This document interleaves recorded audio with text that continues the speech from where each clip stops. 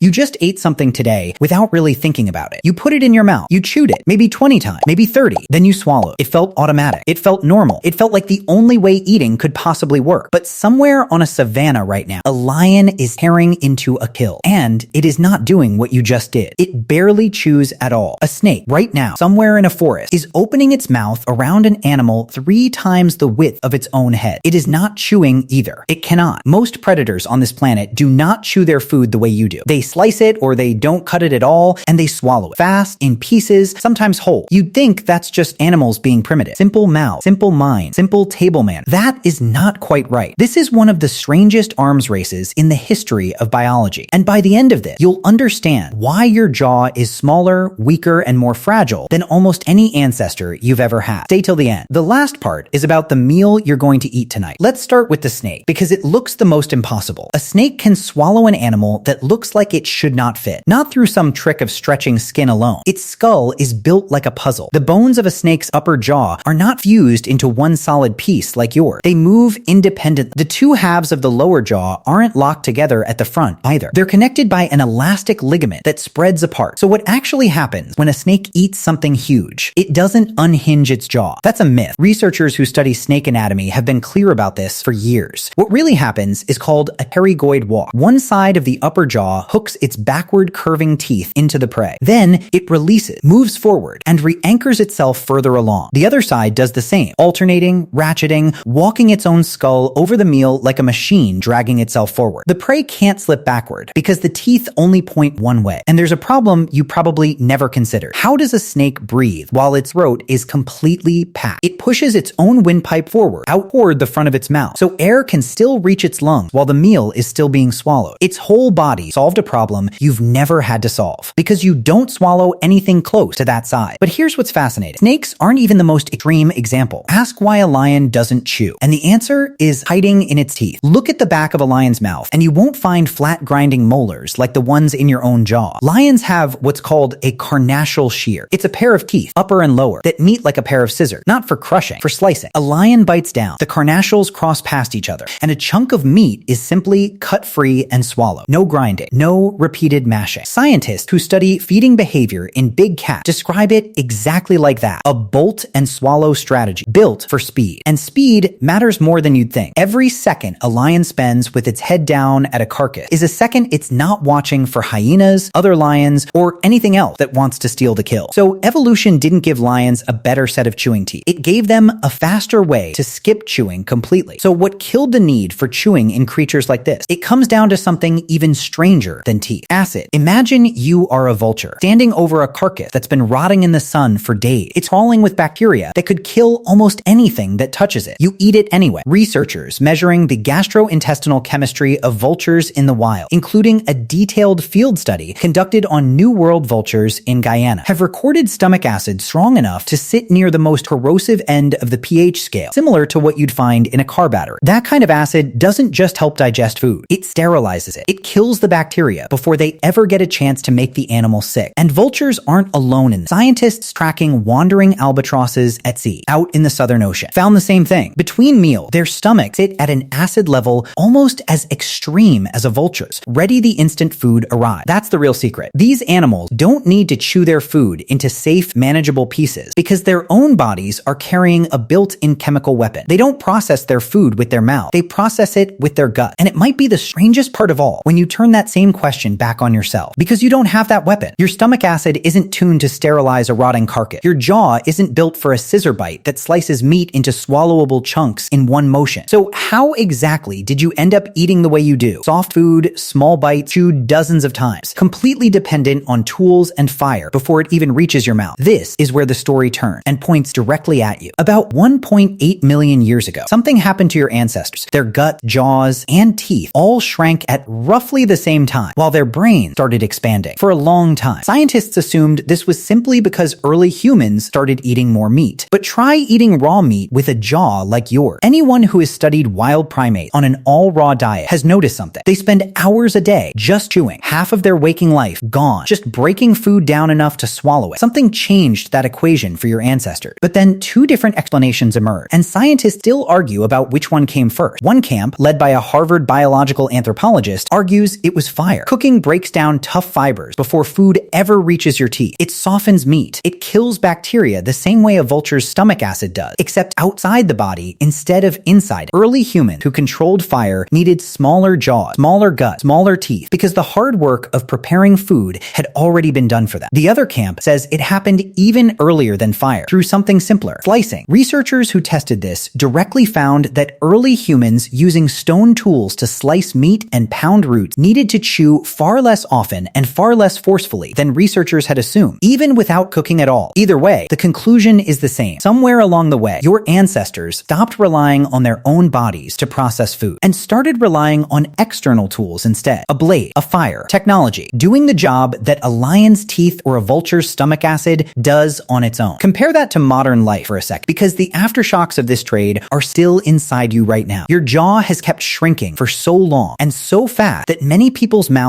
are now too small for a full set of adult teeth. That's why wisdom teeth get impacted, why they need to be pulled, why dentists see this constantly. Your teeth didn't shrink at the same speed as your jaw. There's a mismatch still playing out generation after generation, and there's something even stranger hiding in your throat. In almost every animal that swallows prey whole, the tube for breathing and the tube for swallowing stay separate, safely apart. In you, they cross. Your airway and your food pipe share the same space, which is part of why you're capable of speech in the first place. A lower, more flexible larynx that lets you form the sounds of language. But it comes at a cost no snake or lion pays in the same way. You can choke on food in a way that most predator species almost never do, because their systems were built purely for eating and never had to make room for talking. So every one of those little habits you never think about, chewing carefully, cutting your food, cooking it first, taking small bites, watching young children eat in case they swallow wrong, all of it traces back to the same ancient trade. Every predator you've just heard about solved the exact same problem with its own body. The snake solved it with a jaw that walked and a windpipe that moved. The lion solved it with scissors built into its skull. The vulture and the albatross solved it with acid strong enough to sterilize decay itself. Your ancestors solved it different. They gave up the built-in weapon. They gave up the industrial strength stomach acid, the slicing teeth, the unhinging jaw, and in exchange, they got fire, tools, language, and a brain big enough to invent all three. You are, right now, the only predator on this planet who can no longer eat like one. Every bite you take tonight, chewed carefully, cooked first, cut into pieces, is quiet proof of the exact moment your ancestors chose to stop being an animal and start becoming something else entirely.